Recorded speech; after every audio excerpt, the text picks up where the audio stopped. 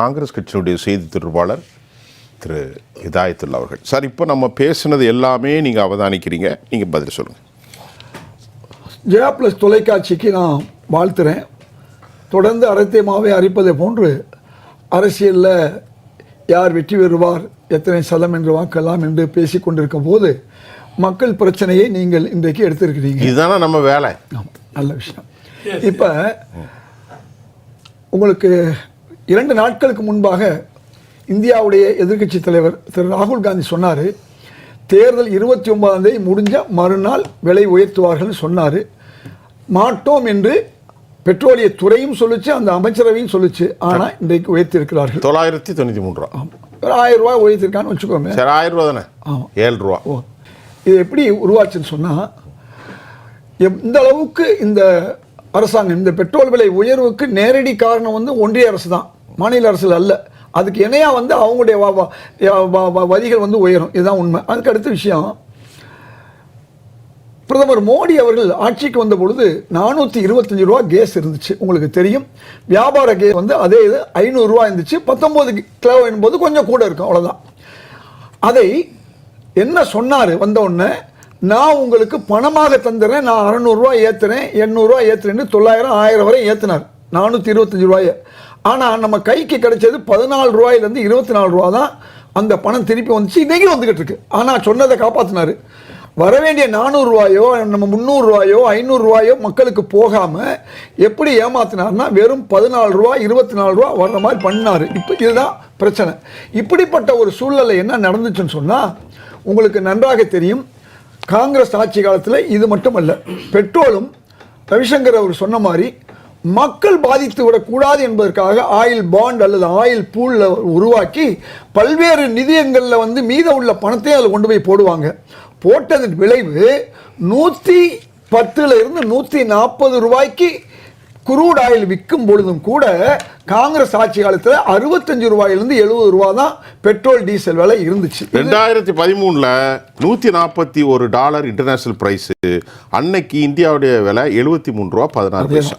$140 விலை இருக்கும் பொழுது நீங்க சொன்ன விலை அதுக்கு முன்னாலே 13. நான் சொல்றது உச்சபட்சமா $141 வரையும் போச்சு, உச்சபட்சம். ஆனா இந்தியா ப்ளீஸ் அதாவது 65 70 இந்த ரேஞ்சுக்குள்ள தான் இருந்துச்சு, புரிஞ்சுக்குங்க. ஆனா இன்னைக்கு 100 ரூபா விலையை தொட்டுச்சு. இந்த காரணம் என்ன? உங்களுக்கு 28% டியூட்டி பிளஸ் 5.24 வாட்டு 2 வரி.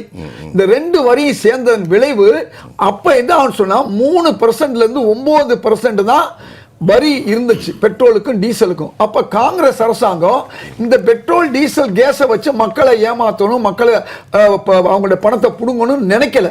மக்கள் நல்லா இருக்கணும்னு நினைச்சதன் விளைவு இது நடந்தது. இப்போ என்ன நடந்திருக்குன்னு சொன்னா, மக்கள்கிட்ட பக்கத்தில் இருக்கக்கூடிய பூட்டான்ல இன்னைக்கு 60 ரூபா பெட்ரோல் விலை. நல்லா புரிஞ்சுக்குங்க. பக்கத்தில் உள்ள பூட்டான்ல நம்மள்ட்ட இருந்து வாங்கக்கூடிய பிற நாடுகளில் கூட அதன் விலை கம்மியா இருக்கு. ஏன் இந்தியாவில் கூட இருக்கு? அப்ப இந்திய மக்களை ஏமாற்றுகின்ற ஒரு அரசாக இந்த அரசு இருக்கிறது என்பதை ராகுல் காந்தி ரொம்ப தெளிவா சொன்னாரு. சொன்ன மாதிரி நடந்துச்சு. இது ஒரு முறை இருக்கட்டும். இப்ப நீங்க கேட்ட மாதிரி ரஷ்யாவில் நமக்கு $50 குரூடு கிடைச்சது. எப்போது 50 55 கிடைக்கும் பொழுது நாம 80 90 100க்கு வாங்கி இருந்தவங்க அந்த பணம் ஏன் இந்திய மக்களுக்கு கிடைக்கல? அந்த பணம் மட்டும் ஒரு கார்ப்பரேட் கம்பெனிக்கு 2 கார்ப்பரேட் கம்பெனிக்கு ஏன் போச்சு? இதுதான் ஒரு அடுத்த விலையை ஏன் குறைக்கல? விலையே அதாவது அந்த லாபம் யாருக்கு போச்சு? அதாவது இந்திய ஏழை மக்களுக்கு, பெரும்பாலான இந்துக்கள். இல்ல, அதுதான் அவங்க சொல்றாங்க. நான் கேட்டேனே, அதுக்கு தான் திரு ரவிசங்கர் என்ன சொல்றாருன்னா, ஐயா பாண்டு கொடுத்தது யாரு? நீங்க. நாங்க தானே. நான் சொல்லல, உங்கள்ட்ட ஞாபகப்படுத்துறேன். அதை நாங்க சொல்லணும்லாங்கறாங்க. அதை நான் சொல்ல போறேன். நான் சொல்லி முடிக்கும் போது நீங்க சொல்லலைன்னா நீங்க கேட்கலாம், தயவு செய்து. அப்ப இந்த அடிப்படையில தான் இன்னைக்கு இந்த நிலைமை வந்திருக்கு. சரி, அப்ப ஏன் இந்திய மக்கள், பெரும்பாலான இந்துக்கள், உங்களுக்கு 80 விழுக்காடுக்கு மேல இந்துக்கள் தான். எதுக்கு சார் இல்ல இந்துக்கள் முஸ்லிம்கள் இதெல்லாம் தேவையில்லாம பேசுறீங்க? இல்ல, எதுக்கு சொல்ல வரேன், மக்கள் பேசுங்க. இப்போ எதுக்கு இந்துக்கள்? இல்ல சார், நீங்க அவங்கள்ட்ட நீங்க வாக்குகளை சொல்லி வாங்குறீங்க. நாங்க முஸ்லீமுக்கு சீட்டு கொடுக்க மாட்டோம், முஸ்லீம் இந்த பேஜ் எல்பிஜிக்கு அது சம்பந்தமே இல்ல. சம்பந்தம் இருக்குன்னு சம்பந்தமே இல்ல. நீங்க எப்படி நீங்க ஏமாத்துறீங்கிறதுக்கு சொல்ல வரேன் சார். அப்ப இந்த அடிப்படையை பார்க்கும் பொழுது இன்றைக்கு இந்த அரசு மக்களை வஞ்சிக்கிறது, மக்களுடைய ரத்தத்தை உறிஞ்சுகிறது. இது ஒரு பக்கம் இருக்கட்டும். இப்ப நீங்க கேட்டீங்க இல்லையா, அந்த ஆயில் பூல் வைக்கணும்னு சொல்லி காங்கிரஸ் உடைய கவர்மெண்ட் வச்சதன் விளைவுதான் வெறும் 60 ரூபாயில டீசலும் 70 ரூபாய்க்கு பெட்ரோலும் கிடைத்தது. அப்ப மக்கள் தான் முக்கியம் நினைச்சாங்க. சரி, நீங்களே அருமையான ஒரு கேள்வி கேட்டீங்க. அவர் சொன்னாரு 2,80,000 கோடி அல்லது 3 லட்சம் கோடி தான் அந்த ஆயில் புல்ல ஆச்சு. 10 வருஷம் கழிச்சு தான் அதை கட்ட போறோம். ரைட். இப்ப நான் என்ன கேக்குறேன், மொத்தமா 10 வருஷம் இல்லை. ப்ளீஸ் நான் முடிஞ்ச உடனே நீங்க பேசுங்க. நீங்க சொன்னது தான் நான் சொல்ல போறேன், வேற ஒண்ணும் இல்ல. அது சரி. இப்ப வெறும் நீங்க இன்னொரு கேள்வியும் கேட்டீங்க. 2 முறை ரிசர்வ் வங்கியுடைய பணம், ரிசர்வ் வங்கி ஒரு டிவிடெண்ட் வருஷம் கொடுக்கும். யாருக்கு, எந்த கவர்மெண்டா இருந்தாலும் ஒரு டிவிடெண்ட் கொடுக்கும். ஆனா இவங்க என்ன பண்ணாங்க, ஆட்சிக்கு வந்த உடனே 1.75 1.25 லட்சம் கோடி. அதை ஞாபகப்படுத்துறேன். இந்த 1.25 லட்சம் கோடி இந்தியாவை மறக்காது. இன்னொருங்க 2G இதே அமௌண்ட் தான். அதேதான். அந்த அமௌண்ட் அதேதான் என்ன பெருமையோட சொல்றீங்க. நீங்க தான் கூட்டணில இருக்கீங்க. அது அமௌண்ட் தான். நீங்க ஒரு நெறியாளரா இருந்துட்டு அது வந்து ப்ரூவ் பண்ணப்பட அவங்க விடுதலை ஆயிட்டாங்க சொன்ன பிறகு நீங்க பேசும்போது காழ்ப்புணர்ச்சி நினைக்க கூடாது. மக்கள் உங்களை தப்பா நினைக்க கூடாது. உங்களை நாங்கெல்லாம் பெருசா நினைச்சிருக்கோம். இப்ப பிரச்சனை என்னன்னா, அதே மாதிரி 2 முறை எடுத்தாங்க. இப்ப 3 லட்சம் கோடியை இந்திய மக்களுடைய ரிசர்வ் எடுத்துறதுக்கு இந்த பாண்ட்ல கட்டியிருந்தா முடிஞ்சு போச்சு. நீங்க கட்ட வேண்டிய அவசியமே இல்ல. மூணாவது, நீங்க ஆண்டுதோறும் இப்ப இவ்வளவு விலை ஏத்துனீங்கல்ல, எவ்வளவு விலை ஏத்திருக்கீங்க? 27 லட்சம் கோடிய அதிகமான வரி காங்கிரஸ் அரசாங்கம் 10 வருஷம் இருக்கும்போது வாங்கினதை விட 27 லட்சம் கோடி நீங்க கேஸ்லையும் ஆயிலையும் பண்ணிருக்கீங்க. இப்ப இதன் விளைவு என்ன ஆகி போச்சு இன்னைக்கு? ஏன் இந்த 1000 ரூபாய் நீங்க ஏத்துனீங்க தெரியுமா? என்னுடைய நண்பர் அழகா சொன்னாரு, மக்கள்லாம் அதை பத்தி கவலைப்பட போறது இல்லை, ஏழை எளிய மக்கள் வீட்டுக்கு வந்து போடலன்னு சொன்னாரு. ஆனா இந்த பணம் ஏழைகள் தான் போய் ஹோட்டல்ல டீ கடையில போய் சாப்பிடுறாங்க. இது இந்த குரங்கு குட்டியை விட்டு ஆழம் பாக்குற மாதிரி என்ன செஞ்சாங்கன்னா, இத டிமாண்ட் பண்ணாங்க. வர்த்தக வணிகத்துடைய பயன்பாட்டுக்குள்ள கேஸ் என்ன பண்ணாங்கன்னு சொன்னா, அப்ப என்ன ஆச்சுன்னா 1000 ரூபாய் வித்தது, 2000 ரூபாய் வித்தது 4000 5000 ரூபாய்க்கு போச்சு. அப்ப பதுக்கல்காரர்களுக்கு 4000 5000 கிடைக்கும் போது அந்த பதுக்கல்காரர்கள் வேற யாரும் இல்ல, கேஸ் கம்பெனி தான். அத ஏன் நம்ம பறிக்க கூடாதுன்னு சொல்லி இப்ப 1000 ரூபாய் ஏத்திருக்காங்க. இந்த 1000 ரூபாய் ஏத்துறது ஒரு 500 ரூபாயோ ஒரு 300 ரூபாய் ஏத்திருந்தா பரவாயில்ல. 1000 ரூபாய் ஏத்துறதுக்கு காரணம் வந்து பதுக்கல்காரர்களுக்கு 4000 ரூபாய் 3000 ரூபாய் இந்த மக்கள், இந்த வியாபாரிகள் கூட கொடுத்து கடையை நடத்துறாங்க, ரெஸ்டாரண்ட் நடத்துறாங்க. நாம ஏன் அவங்கள்ட்ட அந்த 1000 ரூபாயை பறிக்க கூடாது? இதுக்கு வள்ளுவர் சொல்றாரு, அதாவது வேலோடு நின்று கொடு என்பான் என்பதை போல இன்னைக்கு கோலோடு நின்று, அதாவது அரசு வந்து மக்களை வந்து பயமுறுத்துது. எப்படின்னு சொன்னா, அதாவது பிக் பாக்கெட் அடிக்கிற மாதிரி அடிக்குதுன்னு வள்ளுவர் சொன்னார், நான் சொல்லல. இல்ல குறைச்சாங்க. அவர் சொல்றது காங்கிரஸ் ஆட்சி காலத்துல இந்த மாதிரி பண்ணி மக்களுக்கு வந்து நன்மை செஞ்சாங்க. கார்பரேட்டுகளுக்கு தங்களுடைய ஆயில் பூல் மூலமா அல்லது ஆயில் பாண்டு மூலமா, ஆயில் பூல இல்ல அதான் சொல்ல வர இல்ல, மக்களுக்கு செய்யணுங்கிறதுக்காக பாண்டு மாதிரி இஷ்யூ பண்ணாங்க. பாண்டு இஷ்யூ பண்ணி 2004 யூபிஏ 60 ரூபாயிலிருந்து 70 ரூபாய்க்கு காங்கிரஸ் ஆட்சியில வந்து 140 ரூபாய் குரூட் வாங்கும் போது கொடுக்க முடிஞ்சு. ரிசர்வ் பேங்க் ஆஃப் இந்தியால இருந்து சேவிங் மணில இருந்து நாம பணத்தை பெற்றோம். மத்திய அரசு ரிசர்வ் பேங்க்ல இருந்து 1,70,000 அது டிவிடெண்டா? அது மத்திய அரசுக்கு சேர வேண்டியதா? ஆமாங்க. அப்படியா? இல்லைங்க சார், பறிச்சோம். ரிசர்வ்ல இருந்த ரூபாயை வந்து நாம வேணும்னே வாங்கணும். இல்ல அவர் ஒரு கேள்வி ஒன்று கேட்டார்ல, ஒரு நிமிஷம். இப்போ நீங்க சொல்றதெல்லாம் ஃபார்மேட் கரெக்ட் தான். இப்போ இந்த விலை குறைஞ்சது மூலம் அரசுக்கு கிடைச்சது 27 லட்சம் கோடி. எனக்கு அதனுடைய கான்டாக்ட் எனக்கு சொல்லணும். என்ன 27 லட்சம் கோடி? ஏன்னா இந்த 28%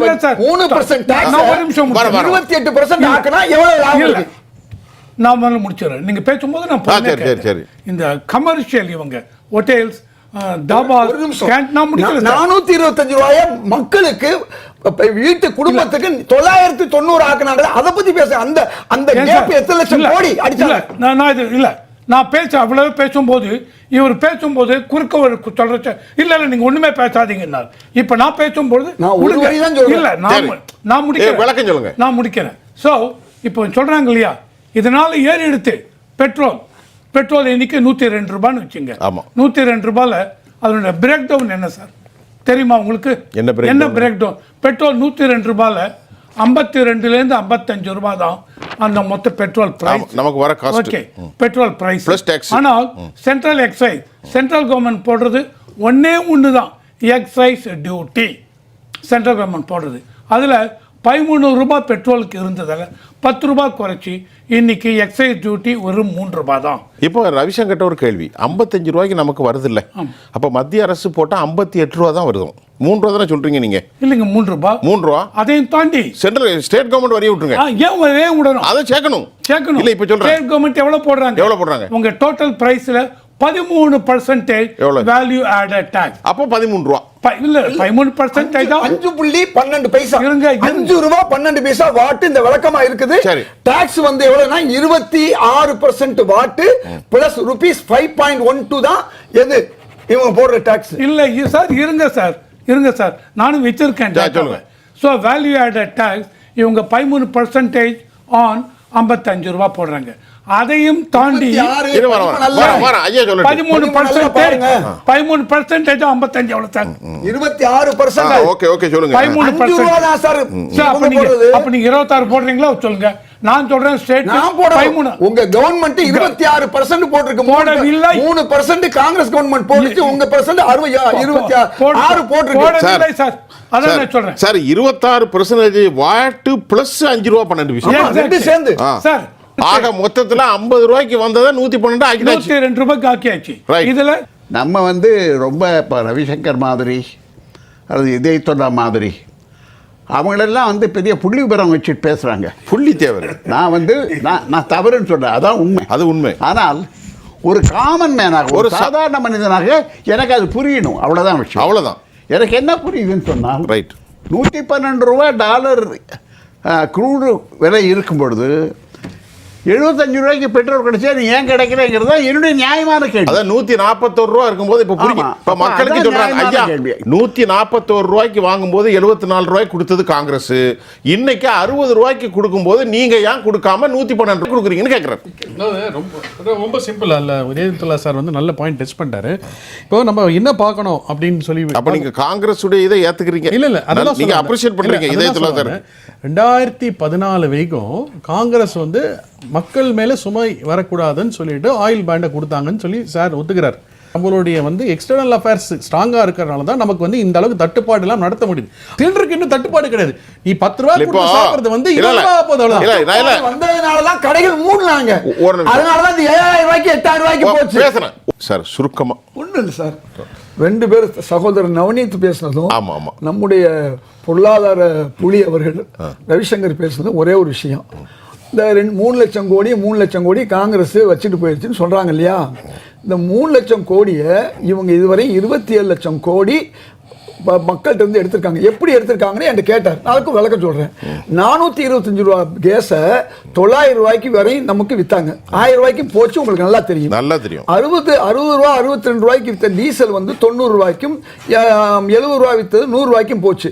இந்த காசை தான் இந்த டாக்ஸ் அநியாயம் பண்ணாங்க பார்த்தீங்களா? 3% இருந்து 9% பெட்ரோலுக்கும் 3% டீசலுக்கு இருந்ததை 22% டீசலுக்கும் 27-28% ஆக்குனாங்க இல்லையா? அந்த பணம் இவதான் 27 லட்சம் கோடி. இந்த 27 லட்சம் கோடியும் நீங்க சொன்னீங்க பாருங்க 3 லட்சம் கோடி.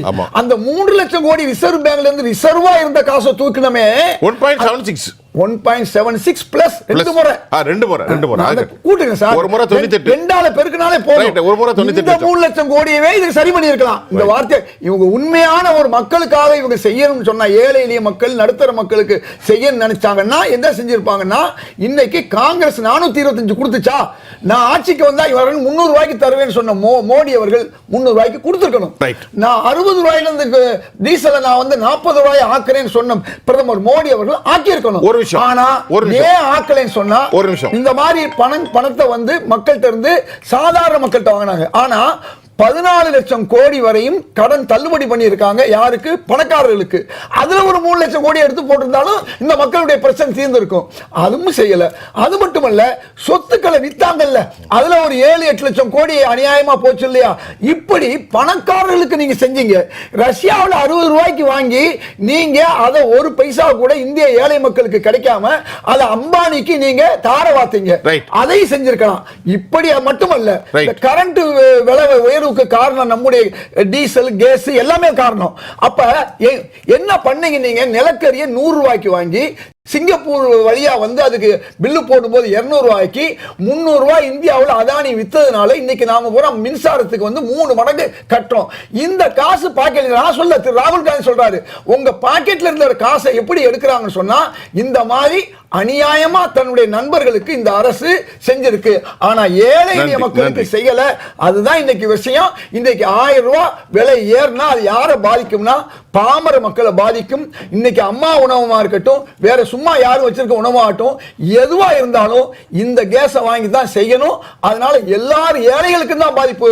திரு நவநீத் சொல்ற மாதிரி, நிர்மலா சீதாராமன் சொல்ற மாதிரி நாங்கெல்லாம் ஹோட்டல்ல போய் சாப்பிட மாட்டோம், அதனால எங்களுக்கு அதை பத்தி கவலையிலேன்னு சொல்லக்கூடாதுங்கிறத நான் கேட்டுக்கிறேன். இவர் சொன்ன மாதிரி 27 லட்சம் எங்க போச்சு, 1.5 லட்சம் கோடி எங்க போச்சு? சார் எல்லாத்துக்கும் ஆன்சர் கொடுக்கிறேன். ஒரு செப்பரேட் செஷன் வைங்க. இவரும் வரட்டும், நானும் வரட்டும். டிபேட் புள்ளி விவரம் வச்சு பேசலாம். இல்ல சார், நீங்க என் டைம் அப்புறம் நீங்க இது சொல்லுவீங்க, முடிச்சிருங்க. நீங்க இப்ப சொன்னீங்க இல்லையா, அதுல நான் சொன்னேன் பிரேக் டவுன் ஆஃப் பெட்ரோல் என்னன்னு சொல்லி 25 ரூபாய் கிட்டத்தட்ட ஸ்டேட் கவர்மெண்ட் போடுற வேட்.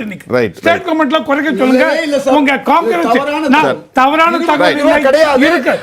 அந்த பணத்தை மத்திய அரசு வாங்கி ஒழுங்கா கொடுக்க மாட்டேங்குது. இப்போ வந்து இப்போ அன்னைக்கு 141 ரூபாய் காங்கிரஸ் இருந்து அன்றைக்கு காங்கிரஸ் 74 ரூபாய் கொடுத்தாங்க. During the election campaign 2012 and 13 mister, நான் once again remember once again, நான் வந்தால் 60 ரூபாய்க்குள்ள டாலரை கண்டெயின் பண்ணுவார் திரு மோடி அவர்கள். இப்போது 95 ரூபாய்ட்டு. 95 ரூபா தான் டாலர். இப்போ 92 ரூபா சில்லறை. அப்போ நமக்கு இம்போர்ட் நிறைய அதிகமாகும். இப்போ அரசாங்கம் என்பது, அரசியல்வாதிகள் என்பது, மோடியா இருந்தாலும் சரி எல்லாரும் ஒன்று தான். இன்றைக்கு மொத்தத்தில் மக்கள் தலையில் இதை என்ன செய்ய போகிறார்கள், அரசு என்ன செய்ய போகிறார்கள், அரசின் கையில் விட்டுரும். நீங்கள் ரொம்ப அழகாக பேசணும் நிறைய விஷயங்கள். இது ஒரு ஒரு ஒரு என்ன ஒரு கலந்தாய்வு மட்டும்தான். என்னென்ன நடக்கிறது, என்னென்ன போகிறது என்பதை பேசுகிறோம். சென்னையை பொறுத்தவரையும், இந்தியா பொறுத்தவரையும் சிறு கடை எம்எஸ்எம்இ கம்பெனிகள், அதுக்கு பிறகு இந்த அது என்னது மற்ற சிறு சிறு வியாபாரிகள், தள்ளுவண்டி வியாபாரிகள்லாம் நிறைய பாய்ச்சிருக்கிறாங்க. இன்னைக்கு பிளாக் மார்க்கெட்டில் 6500 ரூபா வரைக்கும் போகுதுன்னு சொல்கிறாங்க. சிலர் 8000 ரூபாங்கிறாங்க. இன்றைக்கு அரசு 3300 ஆக்கியிருக்காங்க. 993 ரூபா கூடுகிறது. ஆனால் வீட்டிற்கு பயனாளிகளுக்கு, குடும்ப பெண்களுக்கு கவலை இல்லை என்பதையும் சுஜாதா சர்மா நாளைக்கு வரலாம். மீண்டும் அடுத்த நிகழ்ச்சியில் பார்ப்போம். வந்து கலந்து கொண்ட உங்கள் அனைவருக்கும் நன்றி.